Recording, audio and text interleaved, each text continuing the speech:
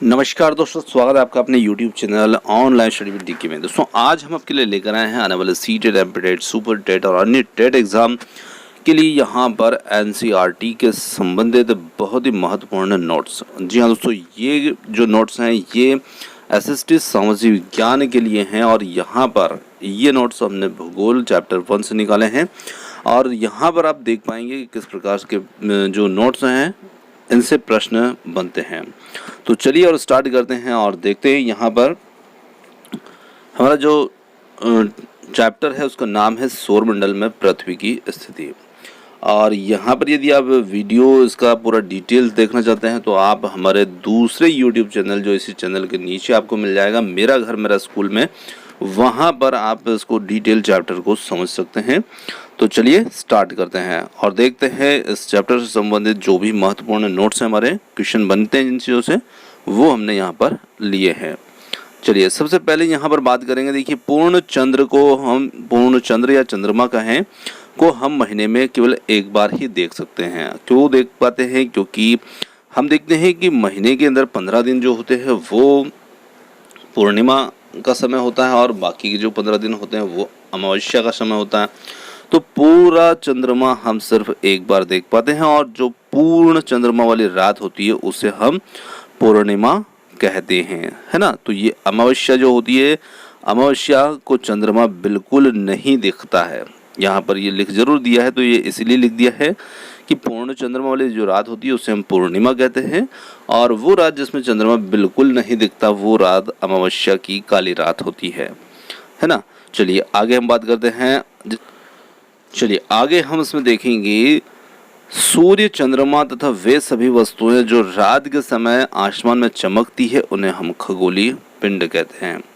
तो खगोलीय पिंड का मतलब हो जाता है जो भी आकाशीय पिंड या आकाश में हम चमकती हुई वस्तुओं को देखते हैं वो सभी खगोलीय पिंड होते हैं। उसके अंदर तारे भी आ जाते हैं, उल्का पिंड, नक्षत्र मंडल, सभी चीज़ें शामिल हो जाती है।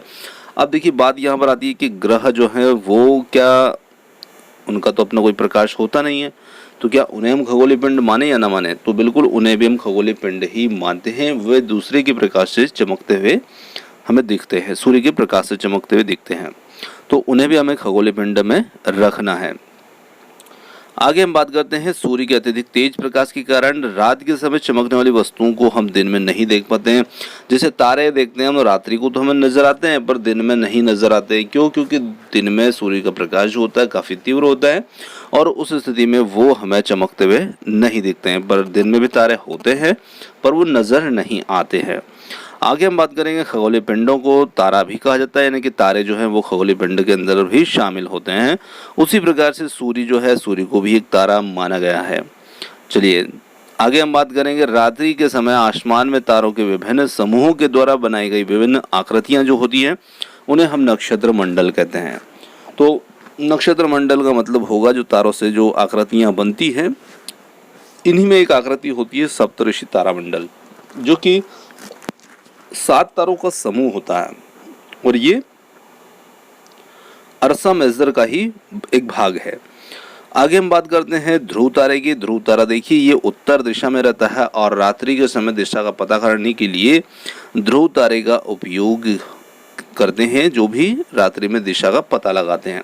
अब दिशा का पता कैसे लगाते हैं तो आप वहां पर चैप्टर को जाकर के डिटेल्स थोड़ा समझिएगा तो उसमें आपको ये बात क्लियर हो जाएगी। चलिए आगे यहाँ पर बात करते हैं। कुछ खगोलीय पिंडों में अपना प्रकाश एवं ऊष्मा नहीं होती है और वे तारों के प्रकाश से प्रकाशित होते हैं। ऐसे पिंड ग्रह कहलाते हैं। तो देखिए ग्रह भी खगोलीय पिंड में शामिल है, ये आपको ध्यान रखना है। चलिए ग्रह जो शब्द है ये अंग्रेजी में प्लेनेट इसे कहा जाता है और ग्रीक भाषा का ये शब्द है। प्लेनेट जो ग्रह है ये ग्रीक भाषा का शब्द है।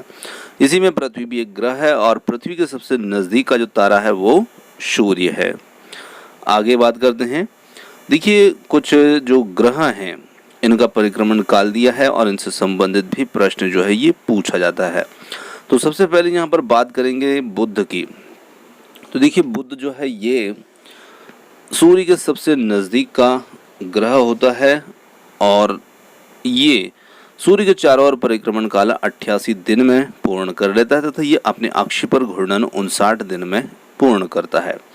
इसी के बाद नंबर आता है शुक्र का। शुक्र का चारों ओर एक परिक्रमण काल जो है 225 दिन का होता है और ये अपने अक्ष पर 243 दिनों में अपने अक्ष पर घूर्णन कर लेता है। इसके बाद आती है पृथ्वी। पृथ्वी सूर्य के चारों ओर परिक्रमण काल जो होता है पृथ्वी का वो होता है 365 दिन का और अपने अक्ष पर घूर्णन मतलब 24 घंटे लगते हैं एक दिन का समय। आगे हम बात करते हैं मंगल की। मंगल जो है ये सूर्य के चारों ओर परिक्रमण करने में 687 दिन लगाता है और अपने अक्ष पर घूर्णन जो है इसका पृथ्वी के बराबर एक दिन का ही है। आगे हम बात करते हैं आंतरिक ग्रह और बाह्य ग्रह। तो देखिए ग्रह जो होते हैं इन्हें दो भागों में बांट दिया है। आंतरिक ग्रह मतलब जो सूर्य के बहुत नज़दीक हैं और ये चट्टानों से पत्थरों से बने होते हैं, मतलब इनकी जो संरचना होती है वो ठोस होती है, यूँ कह सकते हैं हम। बाकी हम बात करते हैं बाह्य ग्रह के। तो देखिए टोटल ग्रह कितने हम जानते हैं कि पहले 9 ग्रह थे, अब 8 हैं।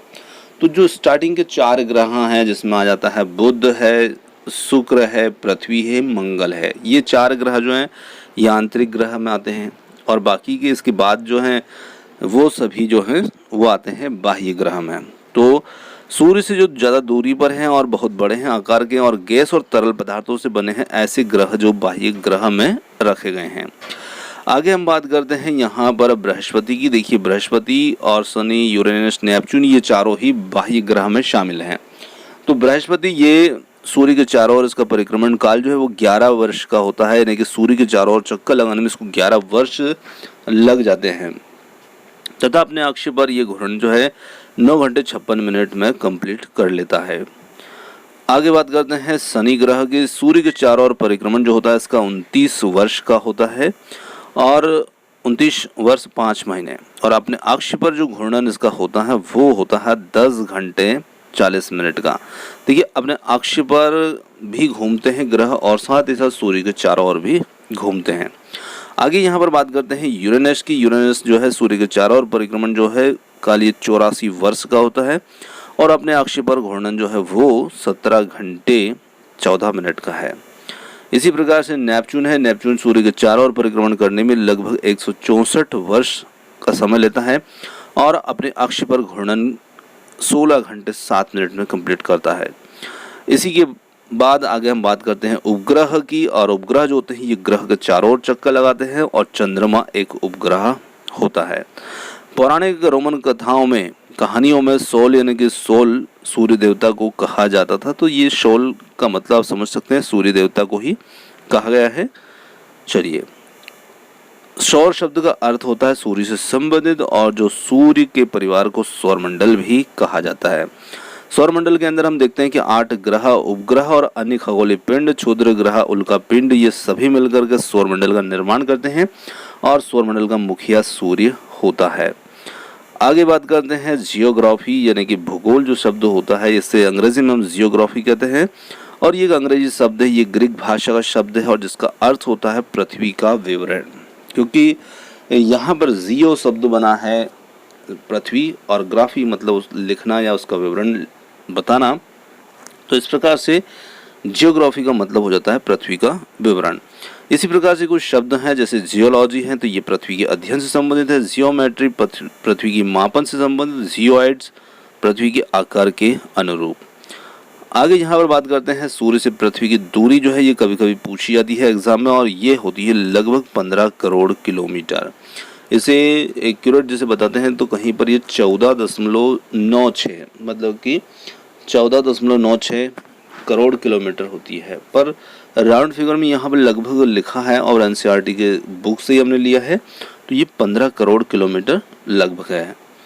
चलिए आगे बात करते हैं ग्रह की। ग्रह सूर्य से दूरी के अनुसार वे ग्रह जो हैं तो दूरी के अनुसार यहाँ पर ग्रहों का क्रम लिखा गया है। जैसे बुध पहला ग्रह है सूर्य के नज़दीक का, फिर शुक्र आता है, फिर पृथ्वी, फिर मंगल, फिर बृहस्पति, शनि, यूरेनस और नेपच्यून। इस प्रकार से ये दूरी के अनुसार क्रम है। और शुक्र ग्रह जो है इसे पृथ्वी का जुड़वा ग्रह भी माना जाता है ना, तो ये पृथ्वी का जुड़वा ग्रह माना जाता है और ये बहुत ही अच्छा प्रश्न है। आगे बात करते हैं आर्यभट्ट प्राचीन भारत के प्रसिद्ध खगोल शास्त्री थे। अब देखिए खगोल शास्त्री हम किन्हें कहते हैं, तो जो खगोलीय पिंडों के बारे में अध्ययन करते हैं या उनके बारे में हमें जानकारी देते हैं, उनकी गणनाएं करते हैं, तो ऐसे व्यक्तियों को हम कहते हैं खगोल शास्त्री। और हमें भारत के हमारे जो खगोल शास्त्री है उनका नाम पता होना चाहिए। तो आर्यभट्ट जो थे ये प्राचीन भारत के प्रसिद्ध खगोल शास्त्री थे। प्रकाश की गति जो होती है वो लगभग 3 लाख किलोमीटर प्रति सेकंड होती है, यानी कि प्रकाश जो होता है 1 सेकंड में 3 लाख किलोमीटर की दूरी तय करता है। आगे बात करते हैं सूर्य के प्रकाश को पृथ्वी तक पहुंचने में लगभग 8 मिनट का समय जो होता है वो लगता है। अब देखिए प्रकाश किस चाल से चलता है, तो प्रकाश की चाल आपने देख ली 3 लाख किलोमीटर प्रति सेकेंड।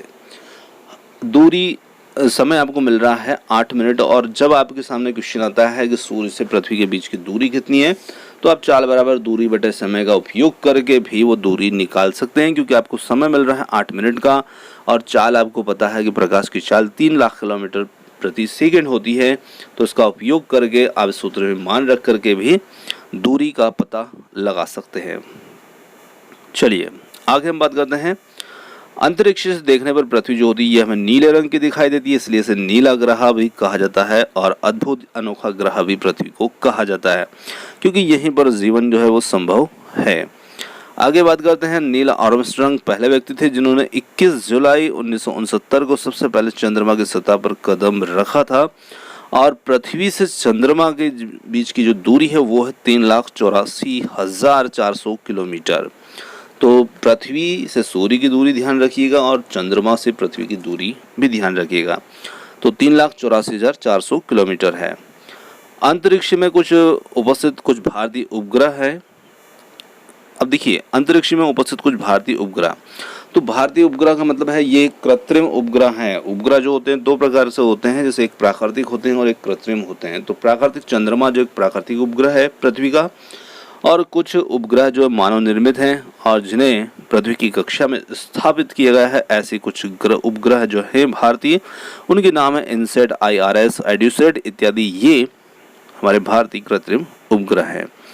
आगे बात करते हैं आकाशगंगा, मिल्की वे। आकाशगंगा करोड़ों तारों, बादलों तथा गैसों का एक समूह होता है और जिसे मिल्की वे के नाम से भी जाना जाता है।